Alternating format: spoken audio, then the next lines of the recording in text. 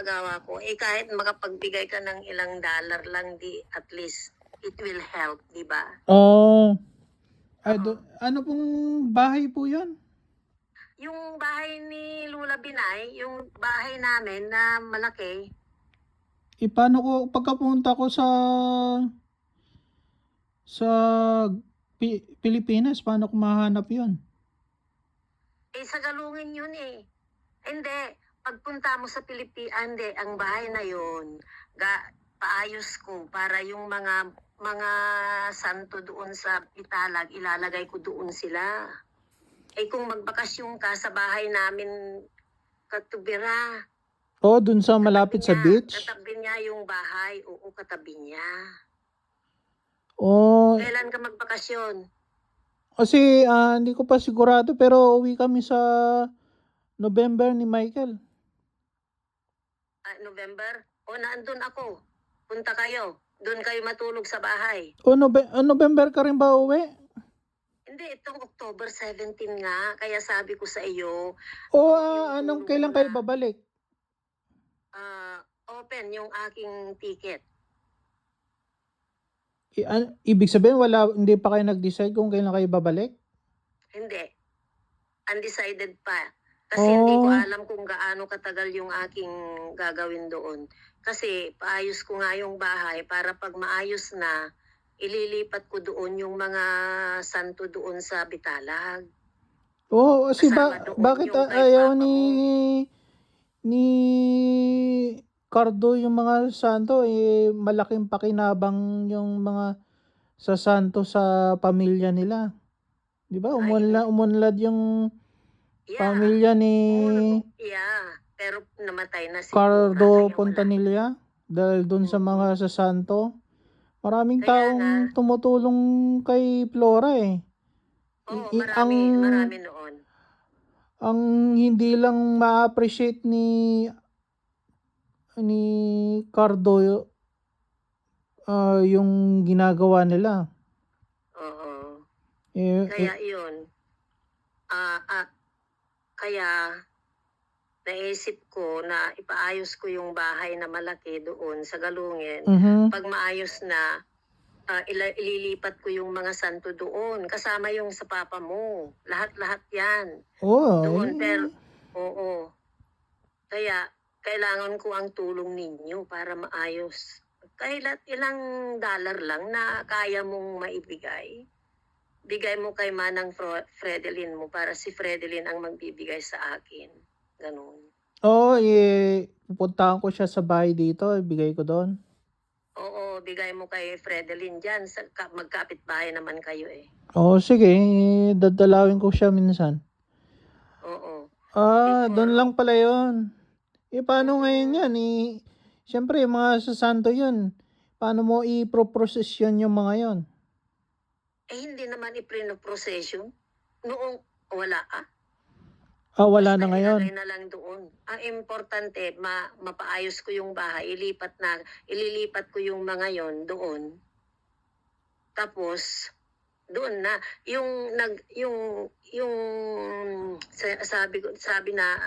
sabi namin nila Auntie Ludi mo, yung si Belen ang nagte-take care sa kanila. Siya ang nililinis niya, binibihisan niya, pinapalitan niya yung mga baro nila. Siya rin ang babayaran natin na mag-ayos sa mga yun.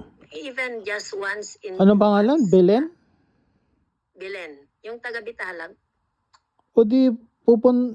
Pupunta pa ng Galungin yon para maglinis lang. Oo pupunta sa Galungin para ayusin niya at malinis, ganun.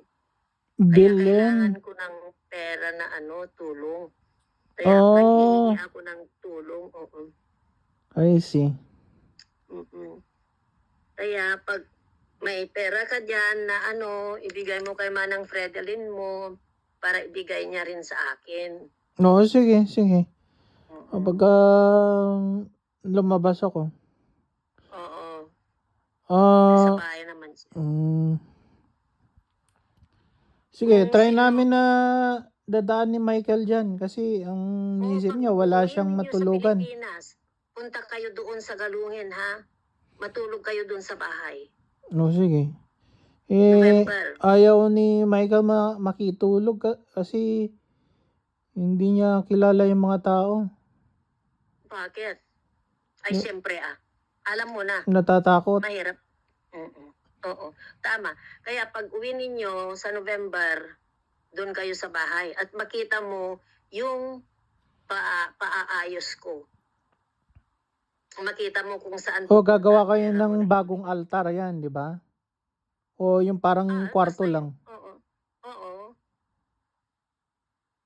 Aayusin ko kasi malaking pera ang kailangan doon eh.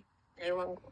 Kaya ako'y Hindi nag-ano na. kasi kung malaking perang kailangan mo, hindi, huwag ka nang paggawa ng altar, yung parang kwarto lang, lagyan na Hindi, ng yung table. bahay nga paayos ko yung bahay. Kasi hindi na yung bubong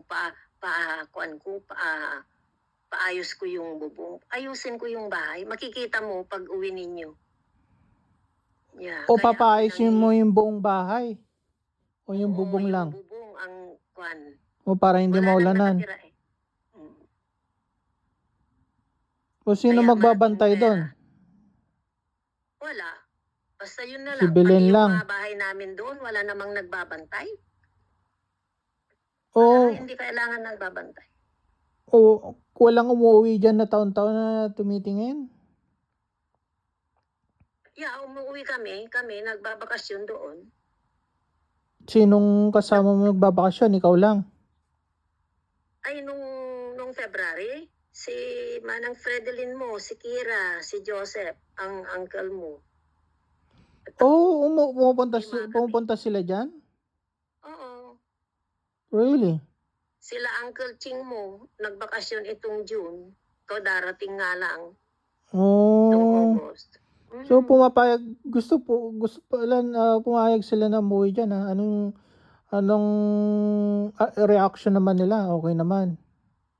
Ayos lang, bahay naman natin yun.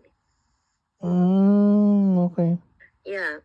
Kaya yun ang inaano ko sa iyo. Ano yung Sa November, asahan ko pupunta kayo doon ha? Sa Galungin. Oh, sige. Sige po. Okay. Basta. Makibalita na lang.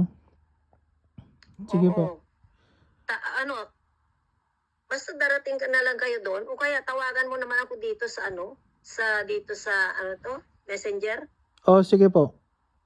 Diba? Matawagan mo naman ako. Opo. Kasi kung merong internet.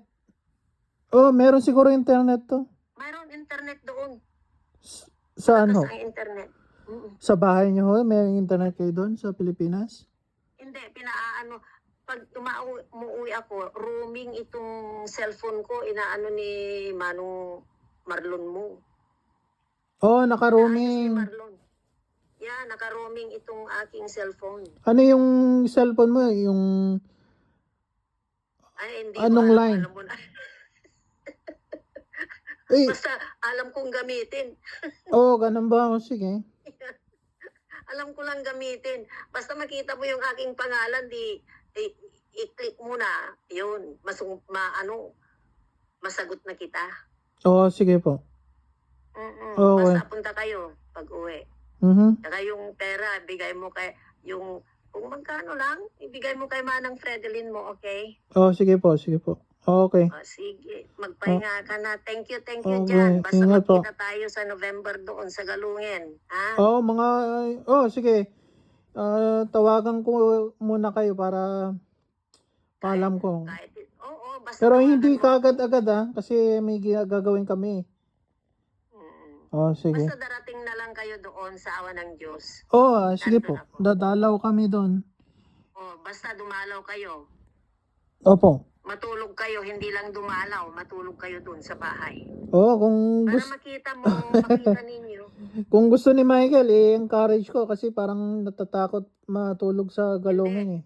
Pag nakapunta kayo doon. Wala daw kilala eh. Hindi, pag makapunta kayo doon, makikita ninyo. At pag may awa ng Diyos, yung bahay doon, kausapin mo yung mga anak ni Auntie late Carmelita, paayos ninyo yung bahay ninyo doon. Pero mayroon naman akong bahay doon. O yung kay Carmelita, doon pa ako magpapaalam. Sabi ko, maglalagay lang ako ng kubo eh. Bayaan mo na lang. Mayroon naman akong bahay doon. Doon na lang kayo matulog pag magpunta doon. Kasi... Magkasta ka pa. ginagawa nilang bodega naman nila Digna. Puno ng kwan, Burnay, Basi. Kung ginawa na nilang bodega, di wala na. Paano mo papayos? Bayaan mo na lang. Doon na lang sa bahay kayo matulog. Tapos hindi pa niya binabayaran yung property tax. Nung umuwi ako nagbayad ng 16 years ng property tax. Binigay ko kay Oh my goodness. Rogelio. Yung tumatakbong kapitan na kamag-anak. Hindi, kaibigan ni sino to? Ni Elizabeth Corpus dito. Si Junjun. Tawag niyang Junjun ang pangalan dun sa Nangalisan. Nangalisan ba yun? Papasok yan Nangalisan yun eh. Ang nanay pala nila dun, maalala ko na. Yung yung pangalan ng mother nila, si Fe. Si Fe, si Fe. Nanay niya yan, yung scholar. Si Brenda, tsaka si Brigido. Yung sinasabi ko, yung isa... Si Brigido, naandun siya sa Tarlac. Pero mukhang hindi yata sila in good terms nung Rogelio eh. Hindi si Rogelio, si Junjun, kasi may inaayos na lupa na gustong ibenta yung mga maliliit na lote doon. Sinong Junjun? Kapatid ni Elizabeth Corpus. Elizabeth Corpus? Yung magkakapatid sa Nangalisan na may lupa daw sila doon na binebenta, sa side ni Conrado, sa father ko. Meron, ewan ko. Yung mga yun. Dito nakatira sa kapitbahay namin mas malapit dito. Bale, sila yung kasama namin dito. May kailangan si Michael, siya ang pinagtatanungan niya. Pangalan niya Elizabeth Corpus. Meron siyang... Elizabeth Corpus? may kapatid siyang Junjun ang pangalan. Asan yung sa Caloocan. May kapatid siyang pangalan na Junjun sa Caloocan. Nakatira. Ngayon, pupunta dyan sa Nangalisan, nahanap si Brigido palagi. Kasi siya yung in charge. Brigido nasa Tarlac? Ayun nga, palagi daw, hindi daw sumusulpot si Brigido, tinataguan daw siya. Yung tinatanong kong, sinasabi kong Elizabeth. Baka niluluko lang kayo niyan, na tao. Ha? Baka niluluko lang kayo. Hindi, kasi kamag-anak ni Corpus, ni Conrado Pontanilla sa side niya. Wala akong kilala, wala namang nasasabi ni Linda no. Alam ba ni Tunying yan? Magkakilala sila. Antonio Pontanilla, alam niya, kilala niya. Nagbibigay nga ng persimmon maraming persimmon siya, nagpabalot siya. Yung ibang persimmon pinapabigay kay Elizabeth Corpus. Hindi ko kilala. Nasaan yung Elizabeth Corpus? Dito, may kapatid siyang Eduardo Corpus dito sa San Jose. Hindi ko alam yan. Ang tatay nila namatay na Sino ang tatay nila? Kalimutan ko na.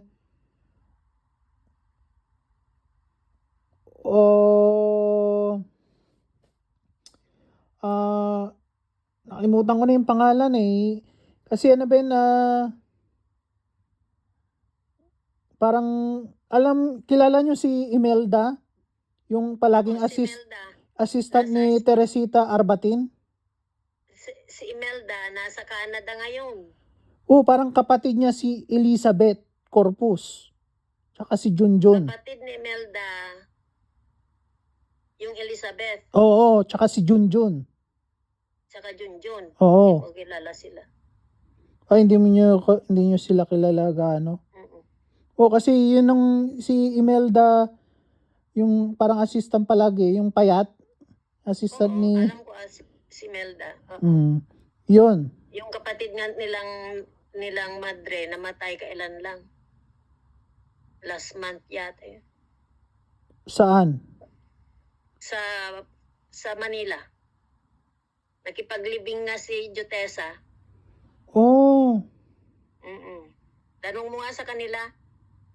Tanong mo nga kung may kapatid silang, alam nila yung kapatid nilang madre na namatay nung last month. Kung totoo na sila ay kapatid ni Melda.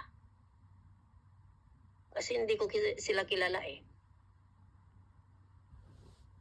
Oh. Kilala ko naman lahat yung mga anak ni tata niya natin, ano pangalan na. Hindi naman, tatatlo lang naman silang magkakapatid eh.